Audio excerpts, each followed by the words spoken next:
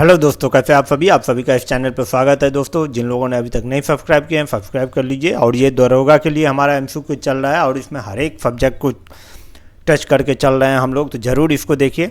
चलिए स्टार्ट करते हैं। पहला क्वेश्चन देख सकते हैं। पुरी में रथ यात्रा किसके सम्मान में निकाला जाता है?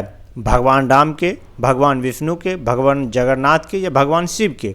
तो इसका सही आंसर हो जाएगा आपको भगवान जगन्नाथ के। पुरी में रथ यात्रा जो है तो भगवान जगन्नाथ के ये सम्मान में निकाला जाता है। नेक्स्ट क्वेश्चन देख सकते हैं। कह रहा है आपको जो कि किस ग्रंथ में सर्वप्रथम देवकी के पुत्र कृष्ण का वर्णन किया गया है? तो किस में किया गया है? महाभारत में, छंदोग्य उपनिषद में, अष्टाध्याय में या भागवत पुराण में? तो किस में किया गया है? तो यह है आपको छंदोग्य उपनिषद में। छंदोग्य उपनिषद में सर्वप्रथम जो है देवकी के पुत्र कृष्ण का वर्णन किया गया है। नेक्स्ट क्वेश्चन की तरफ बढ़ते हैं। अगला क्वेश्चन देख सकते हैं। कह रहा है आपको दिल्ली के किस सुल्तान ने ब्राह्मणों पर भी जजिया कर लगाया था? दिल्ली के किस सुल्तान ने ब्राह्मणों पर भी जो है जजिया कर लगाया था? बलबन ने, फिरोज शाह तुगलक ने, अलाउद्दीन खिलजी ने या मोहम्मद बिन तुगलक ने? तो किसने लगाया था? तो इसका सही आंसर हो जाएगा आपको फिरोज शाह तुगलक ने। फिरोज शाह तुगलक ने जो है वो पहली बार ब्राह्मणों पर कर लगाया था। ठीक है, चलिए नेक्स्ट क्वेश्चन की तरफ बढ़ते हैं। अगला क्वेश्चन देख सकते हैं। कह रहा है आपको साइमन कमीशन की नियुक्ति कब की गई थी? साइमन कमीशन की नियुक्ति कब की गई थी? 1925 में, 1926 में, 1927 में, 1928 में? तो साइमन कमीशन की नियुक्ति आपको 1927 में किया गया था और भारत जो है साइमन कमीशन आया था वो आपको 1928 में आया था। ठीक है, चलिए नेक्स्ट क्वेश्चन की तरफ बढ़ते हैं। अगला क्वेश्चन देख सकते हैं। कह रहा है आपको आर्य महिला समाज की स्थापना किसके द्वारा की गई? आर्य महिला समाज की स्थापना किसके द्वारा की गई? एम.जी. रानाडे, ज्योतिबा फूले, मैडम ब्लॉवत्स्की या पंडित रामाबाई? तो किसके द्वारा किया गया है? तो ये किया गया आपको पंडित रामाबाई के द्वारा। पंडित रामाबाई के द्वारा जो है 1862 में जो है तो आपको आर्य समाज की स्थापना की गई है। ठीक है, चलिए नेक्स्ट क्वेश्चन की तरफ बढ़ते हैं। अगला क्वेश्चन देख सकते हैं आप। कह रहा है आपको लीसा प्राप्त होता है। लीसा प्राप्त होता है कहाँ से? चीर के वृक्ष से, देवदार के वृक्ष से, बुरांश के वृक्ष से या फिर शीशम के वृक्ष से? तो लीसा किससे प्राप्त होता है? तो ये प्राप्त होता है आपको चीर के वृक्ष से। लीसा किससे प्राप्त होता है? चीर के वृक्ष से। ठीक है, ये पेड़ जो है वो आपको उत्तराखंड में ज़्यादातर मिलते हैं। अगला क्वेश्चन देख सकते हैं। कह रहा है आपको भारत के उत्तरी मैदान में शीत ऋतु में वर्षा होती है। भारत के उत्तरी मैदान में शीत ऋतु में वर्षा होती है पश्चिमी विक्षोभ से, बंगाल की खाड़ी से उठने वाली हवा से, अरब सागर से उठने वाली हवा से या लौटते मानसून से? तो किससे वर्षा होती है? तो इसका सही आंसर हो जाएगा आपको पश्चिमी विक्षोभ से। किससे? पश्चिमी विक्षोभ से। अगला क्वेश्चन देख सकते हैं। कह रहा है आपको केन किसकी सहायक नदी है? किसकी सहायक नदी है? गंगा, कृष्णा, यमुना या दामोदर की? तो केन आपको यमुना की सहायक नदी है। किसकी? यमुना की सहायक नदी है। ठीक है, अगला क्वेश्चन देख सकते हैं। कह रहा है आपको निम्न में से कौन भूमि बंधित नदी है? ताप्ती, कृष्णा, नर्मदा या लूनी? कौन सा भूमि बंधित नदी है? तो कौन सा है आपको? तो लूनी जो है वो भूमि बंधित नदी है दोस्तों। ठीक है, चलिए नेक्स्ट क्वेश्चन की तरफ बढ़ते हैं। अगला क्वेश्चन को देख रहे हैं। संथाल निवासी है। संथाल कहाँ के निवासी हैं?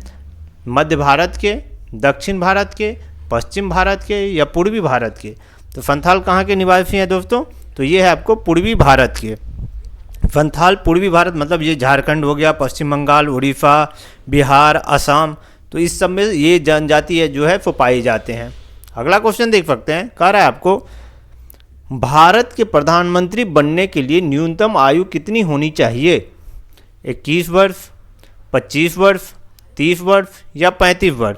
तो कितना होना चाहिए इसके लिए? इसके लिए होना चाहिए आपको 25 वर्ष। भारत के प्रधानमंत्री के बनने के लिए न्यूनतम आयु वर्ष जो रखा गया है वो आपको 25 वर्ष रखा गया है। चलिए ठीक है, अगला क्वेश्चन दे राज्यसभा के मेंबर के लिए आपको 30 वर्ष रखा गया है। अगला क्वेश्चन देख सकते हैं। कह रहा है आपको किस संशोधन के तहत दल बदल कानून लागू किया गया? किस संशोधन के तहत दल बदल कानून है, यहाँ पे दाल लिखा गया है गलती पे, दल बदल कानून लाया गया है? 52वां संविधान, 44वां संविधान, 53वां संविधान और 42वां संविधान। तो किसके तहत लाया गया है? तो ये लाया गया आपको 52वां संविधान संशोधन के तहत जो है वो दल बदल कानून लाया गया था 1985 में। इसे जो है वो 10वीं अनुसूची में जोड़ा गया है। ठीक है, चलिए अगला क्वेश्चन की तरफ बढ़ते हैं। देख सकते हैं, कह रहा है आपको सांसदों की अयोग्यता संबंधी विवाद पर कौन निर्णय देता है? निर्वाचन आयोग के परामर्श पर राष्ट्रपति देता है, खुद संबंधित सांसद देता है, या निर्वाचन आयोग देता है?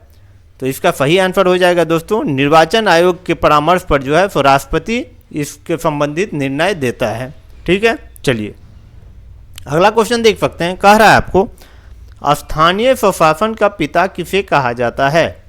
डलहौजी को, मिंटो को, कॉर्नवालिस को या रिपन को? तो किसे कहा जाता है?